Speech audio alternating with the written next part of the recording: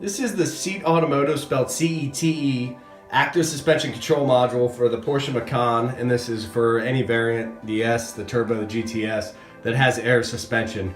So this kit will require repinning some of the ECU. It does come with a connector that plugs into the unit.